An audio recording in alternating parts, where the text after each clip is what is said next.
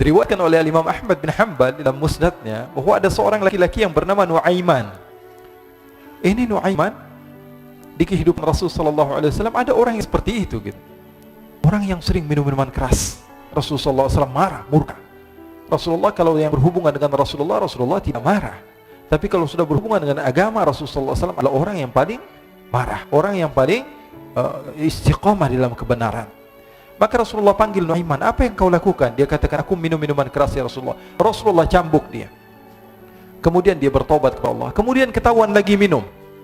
Kemudian dicambuk lagi oleh Rasulullah SAW, sehingga sebagian sahabat memukul dia dengan pukulan yang banyak. Sehingga apa yang berlaku? Sebagian sahabat mengatakan, la'natullahi ala Nuaiman. Semoga Allah melaknat Nuaiman. Dia mempermainkan Rasulullah.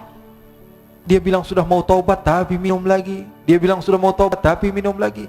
Maka Rasulullah SAW mengatakan, la tal'anuh fa innahu yuhibbullaha wa rasulah. Kata Rasulullah, jangan kamu laknat Nuaiman, karena dia itu cinta sama Allah, cinta sama Rasulnya. Dalam riwayat dia dicintai Allah dan dicintai oleh Rasulnya Muhammad sallallahu alaihi wasallam.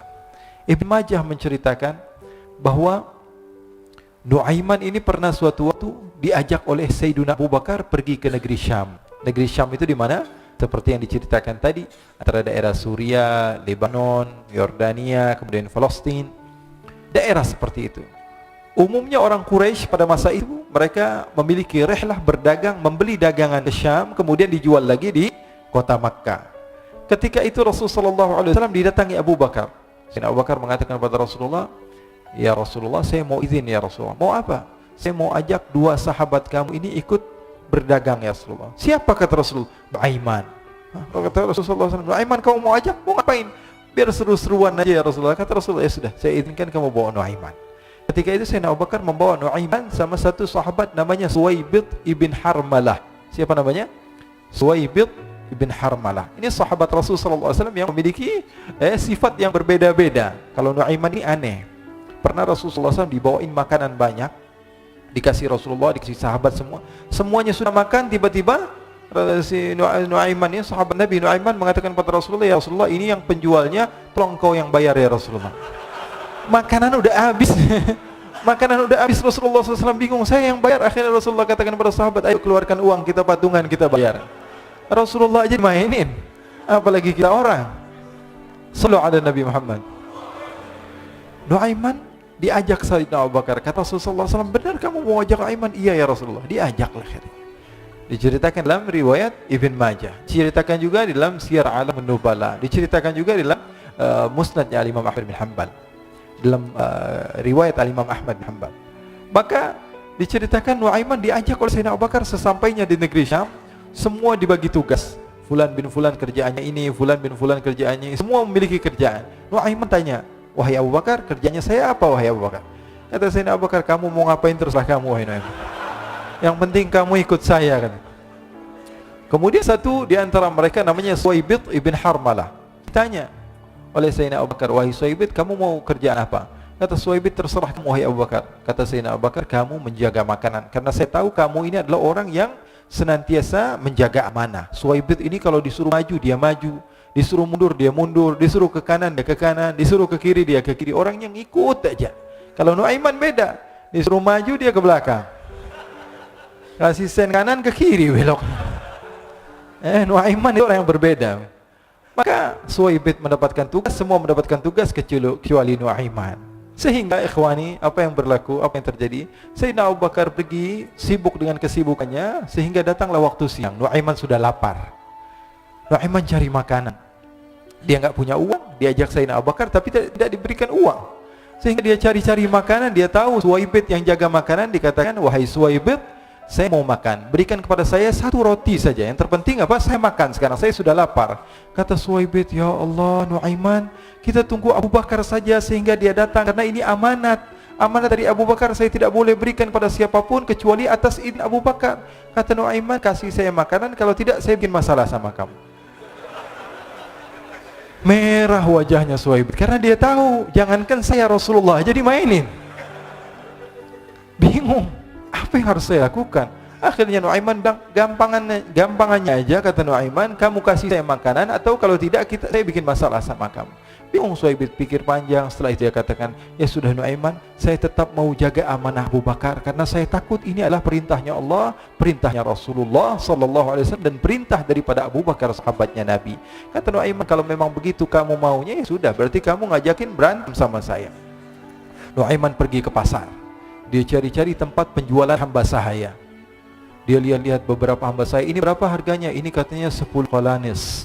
Ini berapa? Ini harganya, hitungan orang zaman dahulu kita sih hitung seperti dirham, berapa ratus dirham gitu, 200 dirham. Yang ini berapa? 300 dirham.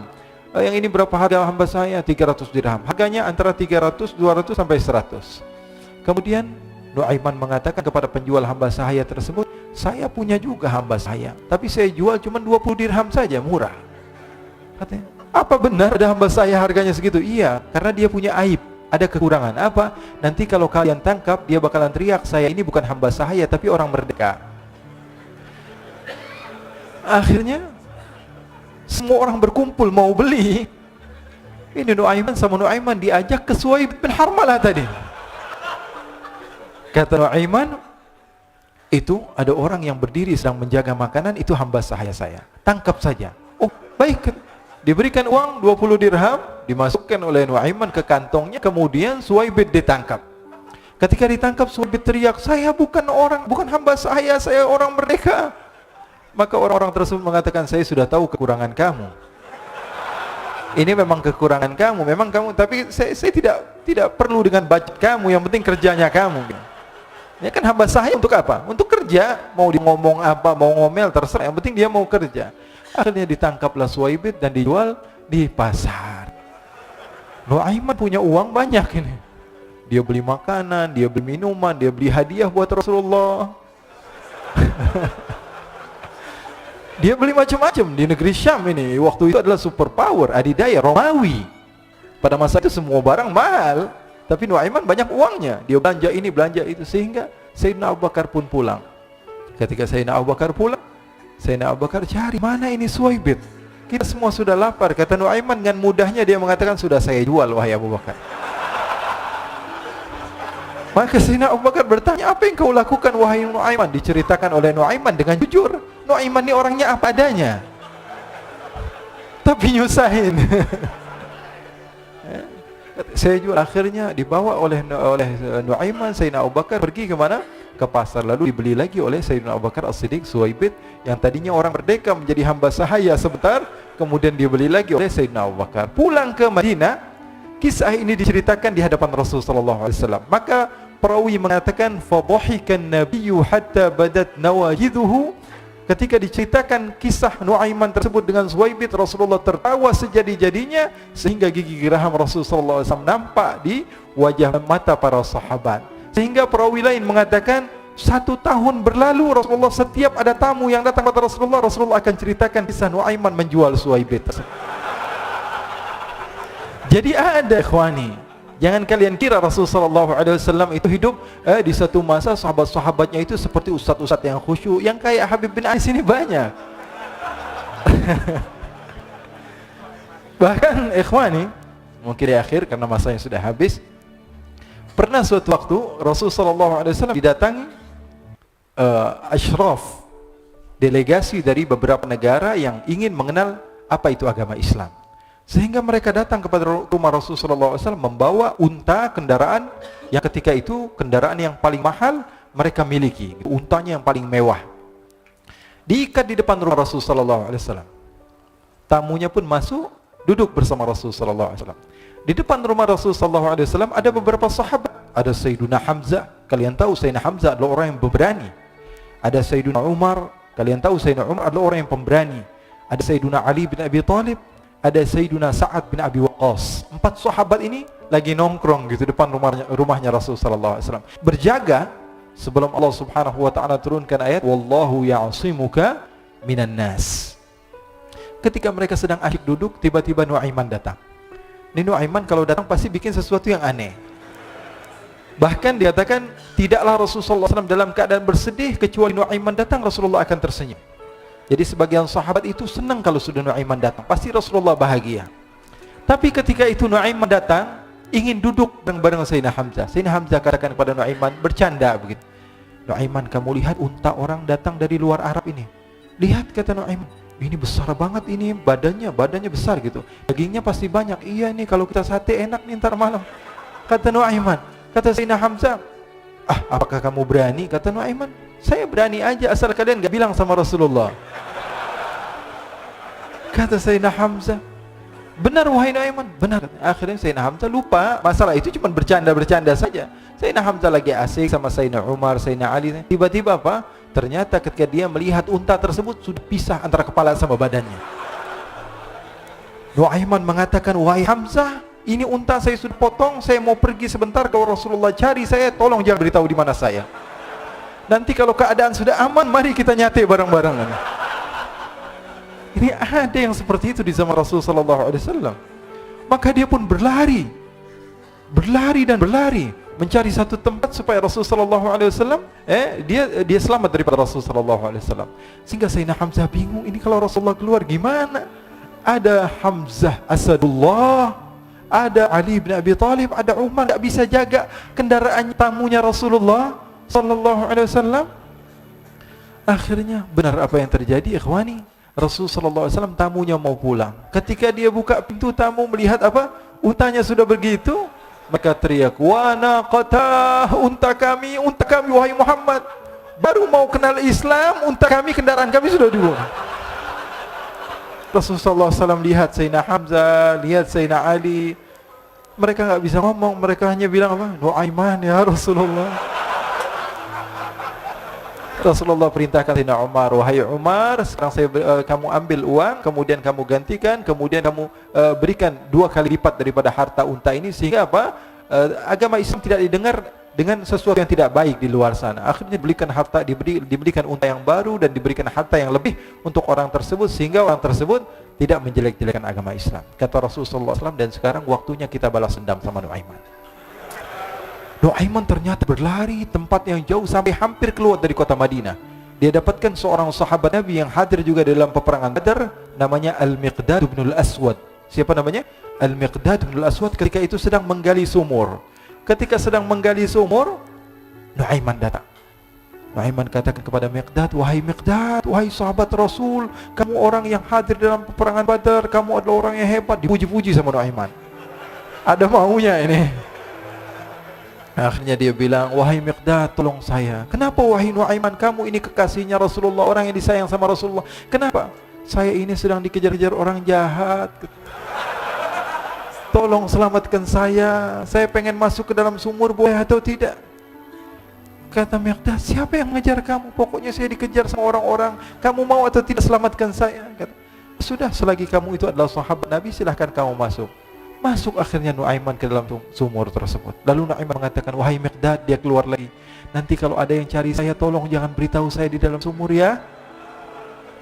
Kata Miqdad, baiklah. Kata Nuaiman, siapapun yang bertanya tentang saya, kamu tidak akan kasih tahu. Iya, kata. Walaupun Rasulullah yang tanya saya. Katanya, mungkin Rasulullah datang ke tempat sejauh ini. Iya, walaupun Rasulullah. Akhirnya masuk Nuaiman. Setelah beberapa menit, Rasulullah dan rombongan benar datang. Miqdad bingung ini. Ini kenapa Rasulullah datang ke RW kami nih? Ada apa ini Rasulullah sampai sejauh ini? Ditanya, ya Rasulullah, ada apa ya Rasulullah? Kata Rasulullah, saya cari Nuaiman. Di mana Nuaiman? Innalillah, kata Miqdad.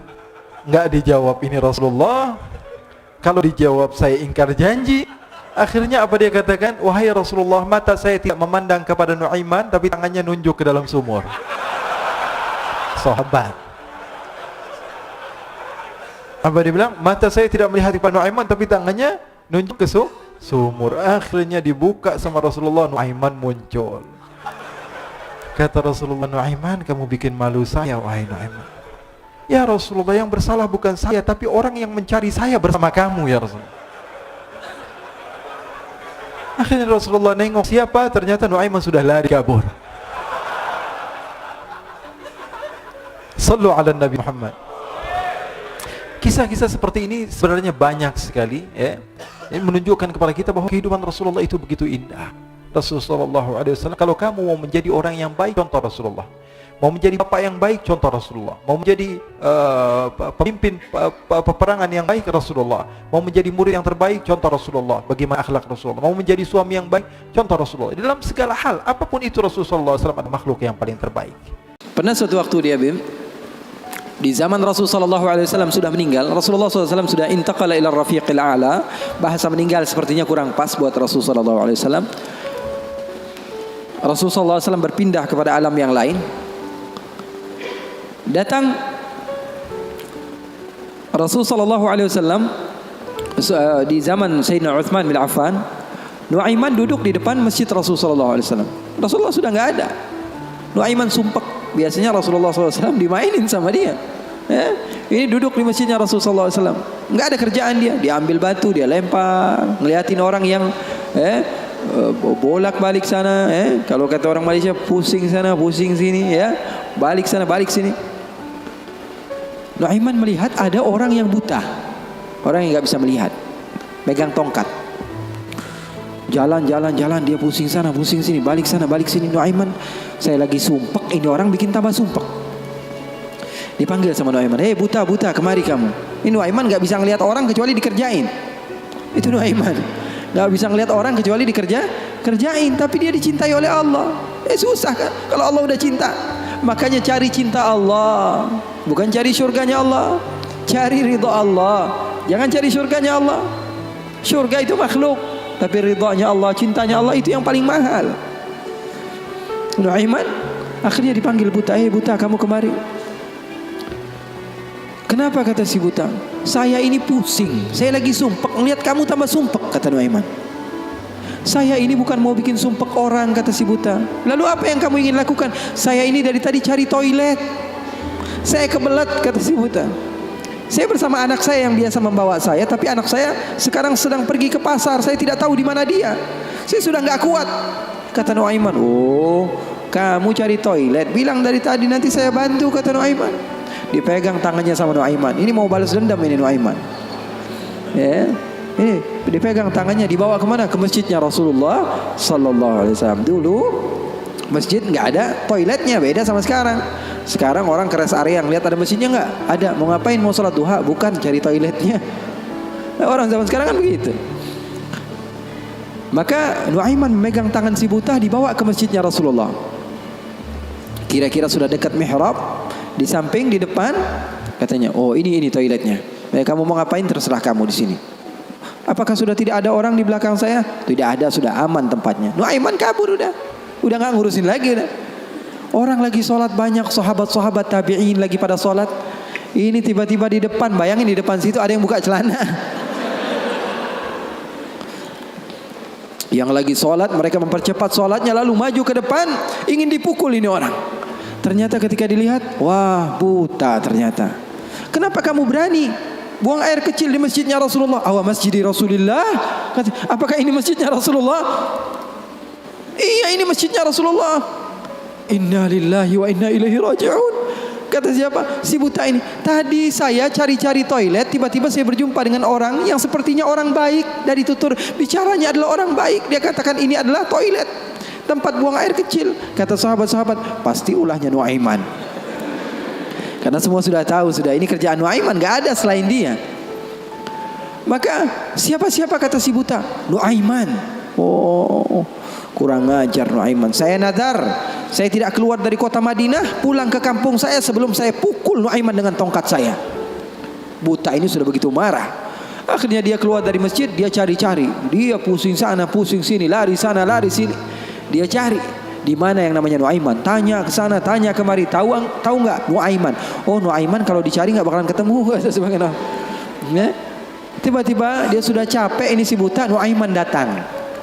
Nuaiman tanya, nakar sautu. Dia rubah suaranya.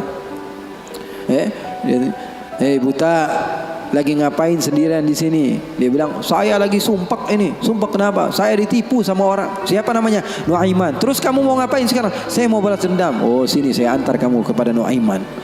Padahal yang ngomong siapa? Nuaiman. Ini bukan cerita-cerita saya yang bikin loh, bukan. Ada riwayatnya. Maka Nuaiman memegang tangan si buta, dibawa lagi kemana?